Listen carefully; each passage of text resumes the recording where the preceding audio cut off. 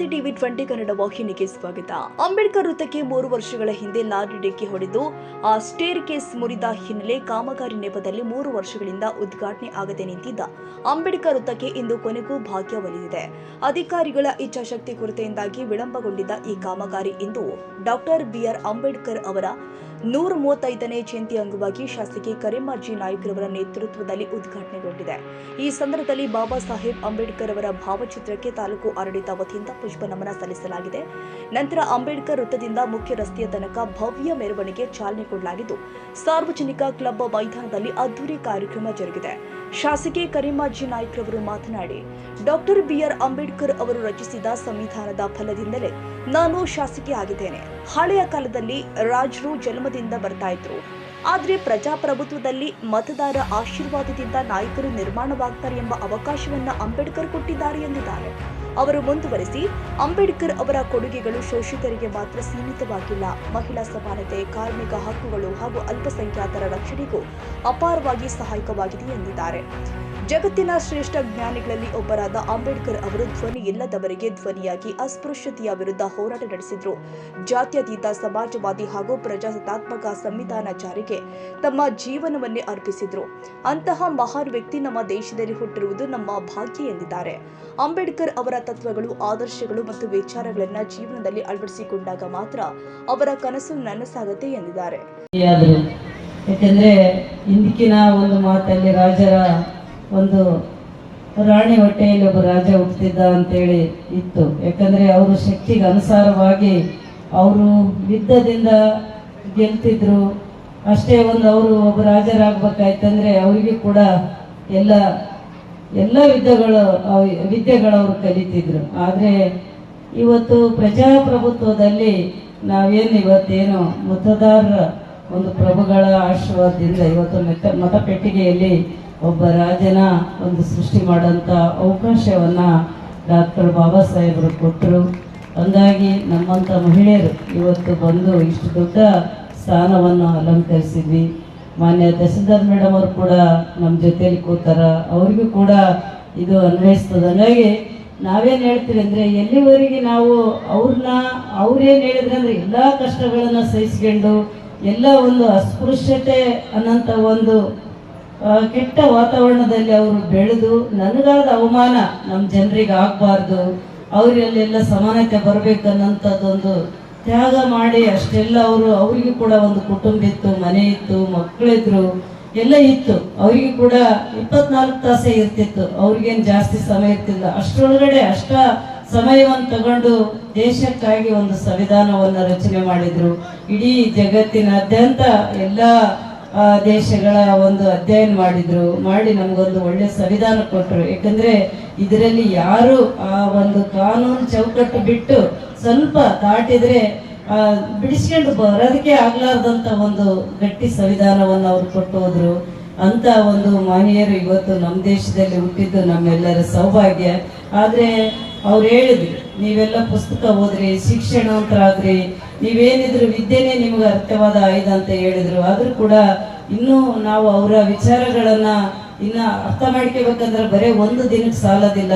ಒಂದು ಕಾರ್ಯಕ್ರಮ ಮಾಡಿ ನಮ್ಮ ಮನೆಗೆ ಹೋಗಿ ವರ್ಷ ಬಂತಂದ ತಕ್ಷಣನೇ ಈಗೇನು ಏಪ್ರಿಲ್ 14 ಬಂತಂದ್ಗಳಿಗೆ ನಾವು ಬಾಬಾ ಸಾಹೇಬರು ನೆನಪಾಗ್ತಾರ, ಹಂಗ ಆಗ್ಬಾರ್ದು.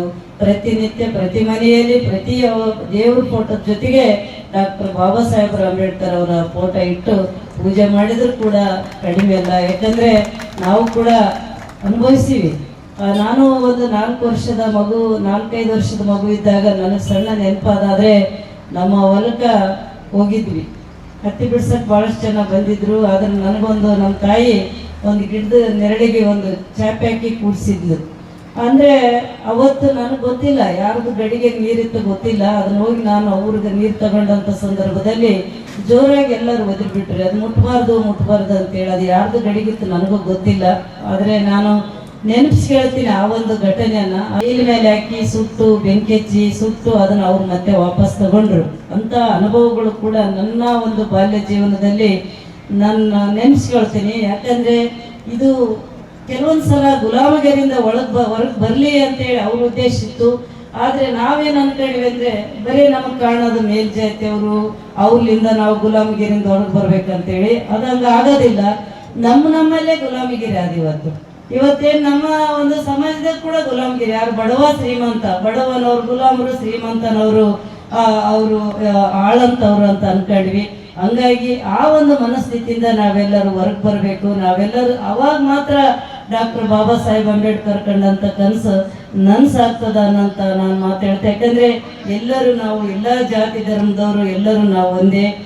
ಎಲ್ಲರೂ ಒಗ್ಗಟ್ಟಿನಿಂದ, ಸಹಬಾಳ್ವೆಯಿಂದ, ಸಮಾನತೆಯಿಂದ ಬದುಕಬೇಕನ್ನಂಥದ್ದು ಡಾಕ್ಟರ್ ಬಾಬಾ ಸಾಹೇಬರ ಒಂದು ಕನಸಾಗಿತ್ತು. ಆದರೆ ಇಂದಿನ ಯುವಕರು ಅವರೆಲ್ಲರೂ ಅವರ ಆದರ್ಶಗಳನ್ನ ಪ್ರತಿಯೊಬ್ಬರ ಜೀವನದಲ್ಲಿ ಅಳವಡಿಸ್ಕೊಂಡು ಅವರ ತತ್ವ ಸಿದ್ಧಾಂತಗಳನ್ನ ನಾವು ಮರೆಯಲಾರ್ದನೆ ಪಾಲಿಸಿದಾಗ ಮಾತ್ರ ಭವ್ಯ ಭಾರತ ಆಗ್ಲಿಕ್ಕೆ ಸಾಧ್ಯ. ಇನ್ನೂ ಕೂಡ ಕೆಲವೊಂದು ನಮ್ಮಲ್ಲೇ ನಾವೇ ಕೇಳಿದ್ವಿ, ಯಾರು ನಮ್ಮನ್ನ ದೂರ ಹೋಗನಂದಿಲ್ಲ. ನಾವೇನೆ ಒಂದು ಚೌಕಟ್ಟು ಹಾಕೊಂಡ್ವಿ ಅಷ್ಟೇ. ಒಂದು ಇದ್ರಲ್ಲಿ ನಾವು ಕೆಳಗಿನವರು, ಅವ್ರ ಮೇಲೆ ಅವ್ರು ಅಂತೇಳಿ ನಾವೇ ಅನ್ಕೊಂತೀವಿ. ಯಾರು ನಮ್ಮನ್ನ ಕೇಳ್ಕೊಡ್ರಿ ಅನ್ನೋದಿಲ್ಲ. ಆದ್ರೆ ನಾವು ಆ ಒಂದು ಇದ್ರಲ್ಲಿ ವಿದ್ಯಾ ಕಲ್ತಾಗ ಮಾತ್ರ ಆ ಒಂದು ಮನೋಸ್ಥಿತಿ ದೂರ ಆಗ್ತದ ಅನ್ನಂತ ಒಂದು ಮಾತಾಡ್ತಾ ಇವತ್ತು ನನ್ನ ದೇವದುರ್ಗ ತಾಲೂಕದ ವಿಷಯಕ್ಕೆ ಬಂದಾಗ, ದೇವದುರ್ಗದಲ್ಲಿ ನಿಜವಾದ ಪ್ರಜಾಪ್ರಭುತ್ವ ಎತ್ತಿಡ್ದಂತ ಇಲ್ಲೇನು ಮತದಾರ ದೇವರುಗಳು ಡಾಕ್ಟರ್ ಬಾಬಾ ಸಾಹೇಬರ ಕನಸನ್ನ ನನಸು ಮಾಡಿದ್ದು ಯಾರಾದ್ರೂ ಇದ್ರೆ ಇಡೀ ನಮ್ಮ ದೇಶದಲ್ಲಿ ಅದು ದೇವದುರ್ಗ ತಾಲೂಕನ್ನಂತ ಮಾತು ಹೇಳ್ತೀನಿ ನಾನು. ಯಾಕಂದ್ರೆ ಯಾವುದೇ ಆಮಿಷಗಳಿಲ್ದೇನೆ, ಯಾವುದಿಲ್ದೇನೆ ಅಲ್ಲಿ ಮತದಾನ ಅವ್ರ ಹಕ್ಕಂತೇಳಿ ಚಲಾಯಿಸಿ ಒಬ್ಬ ಮಹಿಳೆಯನ್ನ ಇವತ್ತು ನಾನಷ್ಟೇ ಅಲ್ಲ, ದೇವದುರ್ಗ ಇತಿಹಾಸದಲ್ಲಿ ಯಾರ್ಯಾರು ರಾಜಕಾರಣಿಗಳಾಗ್ಯಾರ ಅವರಿಗೆಲ್ಲರಿಗೆ ಅದೇ ಒಂದು ಮನಸ್ಥಿತಿಯಿಂದ ಒಂದು ಮತ ಕೊಟ್ಟು ಒಂದು ಅವಕಾಶನ ಸೇವೆ ಮಾಡೋ ಒಂದು ಅವಕಾಶನ ನನ್ನ ದೇವದುರ್ಗದ ದೇವರುಗಳು ಇವತ್ತು ಅವ್ರು ಕೊಟ್ಟಾರ. ಯಾಕಂದ್ರೆ ನಿಜವಾದ ಒಂದು ಪ್ರಜಾಪ್ರಭುತ್ವ ಎಲ್ಲಿ ಆದಪ್ಪ ಅಂತಂದ್ರೆ ಅದು ದೇವದುರ್ಗದಲ್ಲಿ ಆದ ಅನ್ನಂತ ಒಂದು ನಾನು ಮಾತಾಡ್ತೀನಿ. ಯಾಕಂದ್ರೆ ಬಿವರು ಮಾತಾಡ್ತಾ ಹೇಳಿದ್ರು, ಅವರಲ್ಲಿ ಮಾತಾಡೋಂಥ ಸಂದರ್ಭದಲ್ಲಿ ಬಹಳ ಎಲ್ಲರ ಮುಖಾಂತರ, ವೇದಿಕೆ ಮುಖಾಂತರ ದೇವದುರ್ಗವನ್ನ ನಾವು ನೀವು ಸೇರಿ ಯಾವತ್ತು ಮುಂದೆ ತಂದೇ ತರ್ತೀವಿ, ಯಾವುದು ಹಿಂದುಳಿದ ತಾಲೂಕನ್ನಂತ ಅಡಿಪಟ್ಟು ಖಂಡಿತವಾಗ್ಲೂ ನಾವೆಲ್ಲರೂ ಅಳಿಸ್ತೀವಿ ಅನ್ನೋಂಥ ಒಂದು ಮಾತನ್ನ ಮುಖಾಂತರ ನಾನು ಕೊಟ್ಟು ಇವತ್ತು ನನ್ನ ತಾಲೂಕ ಎಲ್ಲ ಇಲಾಖೆ ಅಧಿಕಾರಿಗಳದಾರ. ನೀವು ಇವತ್ತು ಕಾರ್ಯಕ್ರಮ ನಾನು ಹೇಳಿದೆ ಮೇಡಮ್ ಅವರಿಗೆ, ಈಗ ಬೇರೆ ಬೇರೆ ಕಡೆ ಕಾರ್ಯಕ್ರಮಗಳು ಇರೋದ್ರಿಂದ ಅವ್ರವ್ರ ಊರುಗಳಲ್ಲಿ ಬಾಬಾ ಸಾಹೇಬ್ರದ್ದು ಇವತ್ತು ಹಬ್ಬದ ಸಡಗರದಲ್ಲಿ ಕಾರ್ಯಕ್ರಮ ಆಚರಣೆ ಮಾಡ್ತಾರೆ. ಆದ್ರೆ ಸ್ವಲ್ಪ ಜಾಸ್ತಿ ಇಲ್ಲಿ ಬೇರೆ ಬೇರೆ ಕಾರ್ಯಕ್ರಮ ಅವ್ರನ್ನ ಮನಸೆಳೆಂಥದ್ದು ಮಾಡ್ರಿ.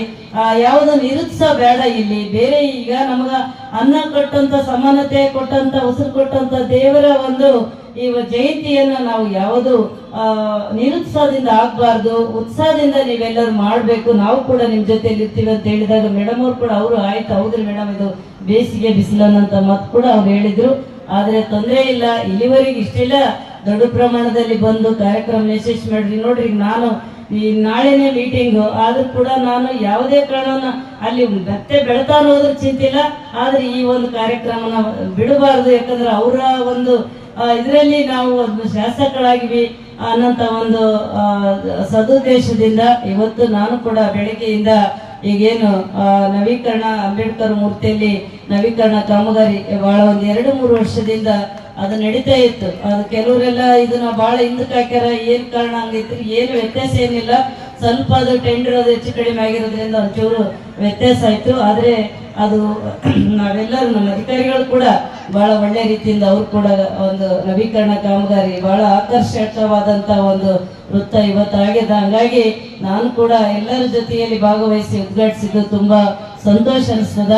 ಹಾಗಾಗಿ ಇವತ್ತು ಪ್ರತಿಯೊಬ್ಬರು ಬಾಬಾ ಸಾಹೇಬ್ ಅಂಬೇಡ್ಕರ್ ಅವರ ಒಂದು ಆಶಯಗಳನ್ನ ನಾವು ಮನಸ್ಸಿನಲ್ಲಿ ಅಳವಡಿಸ್ಕೋಬೇಕು, ಪ್ರತಿಯೊಬ್ಬರ ಜೀವನದಲ್ಲಿ ಅಳವಡಿಸ್ಕೋಬೇಕು.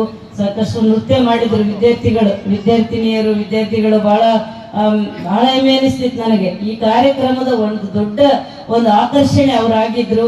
ಅಂತ ಒಂದು ಇಲ್ಲಿ ನಮ್ಮಲ್ಲಿ ಪ್ರತಿಭೆಗಳದಾವ, ಅಂತ ಪ್ರತಿಭೆಗಳಿಗೆ ನಾವೆಲ್ಲರೂ ಪ್ರೋತ್ಸಾಹ ಕೊಡೋಣ ಅನ್ನಂತ ಒಂದು ಮಾತಾಡ್ತಾ ಮತ್ತೊಮ್ಮೆ ತಮ್ಮೆಲ್ಲರಿಗೂ ಡಾಕ್ಟರ್ ಬಾಬಾ ಸಾಹೇಬ್ ಅಂಬೇಡ್ಕರ್ ಅವರ 135ನೇ ಜಯಂತ್ಯೋತ್ಸವದ ಶುಭಾಶಯಗಳನ್ನು ತಿಳಿಸುತ್ತಾ ಎಲ್ಲರೂ ಒಗ್ಗಟ್ಟಾಗಿ ಸಂವಿಧಾನದ ಅಡಿಯಲ್ಲಿ ನಾವೆಲ್ಲರೂ ಕೆಲಸ ಮಾಡೋಣ ಅಂತ ಮಾತಾಡ್ತಾ ನನಗೆ ಮಾತಾಡ್ಲಿಕ್ಕೆ ಅವಕಾಶ ಕೊಟ್ಟಂತ ಎಲ್ಲರಿಗೂ ವಂದಿಸಿ ಸುರೇಶ್ ಭವಾನಿ, ಟಿವಿ 20 ಕನ್ನಡ, ದೇವದುರ್ಗ. ಕನ್ನಡಿಗರ ಮೆಚ್ಚಿನ ನಿಮ್ಮ ಟಿವಿ 20 ಕನ್ನಡ ವಾಹಿನಿ ಇದೀಗ ಟಿವಿಯಲ್ಲಿ ಲಭ್ಯ. ಕರ್ನಾಟಕ ಮತ್ತು ದೇಶ ವಿದೇಶದ 360 ಡಿಗ್ರಿ ಸುದ್ದಿ ವಿವರವನ್ನ ಪಡೆಯುವುದಕ್ಕೆ ಟಿವಿ 20 ವಾಹಿನಿಯನ್ನು ಲೈಕ್ ಮಾಡಿ, ವಿಡಿಯೋಗಳನ್ನು ಶೇರ್ ಮಾಡಿ, ಕಮೆಂಟ್ ಮಾಡಿ, ಸಬ್ಸ್ಕ್ರೈಬ್ ಮಾಡಿ. HCN ಕೇಬಲ್ 842 ನಂಬರ್ನಲ್ಲಿ ಹುಕ್ಕೇರಿ ತಾಲೂಕು ಹಾಗೂ ಸಂಕೇಶ್ವರದ ಸುತ್ತಮುತ್ತಲಿನ ಹಳ್ಳಿಗಳಲ್ಲಿ ಲಭ್ಯ.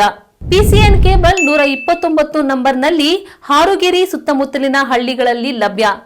ರಾಯಬಾಗ್ ಡಿಜಿಟಲ್ ಚಾನೆಲ್ ಕೇಬಲ್ 80ನೇ ನಂಬರ್ನಲ್ಲಿ ರಾಯಬಾಗ ತಾಲೂಕಿನ ಸುತ್ತಮುತ್ತಲಿನ ಹಳ್ಳಿಗಳಲ್ಲಿ ಲಭ್ಯ. UDCN ಕೇಬಲ್ ನೆಟ್ವರ್ಕ್ ಉಗಾರ ಸುತ್ತಮುತ್ತಲಿನ ಹಳ್ಳಿಗಳಲ್ಲಿ ನಿಮ್ಮ ಟಿವಿ 20 ಕನ್ನಡ ವಾಹಿನಿಯೂ ಲಭ್ಯ.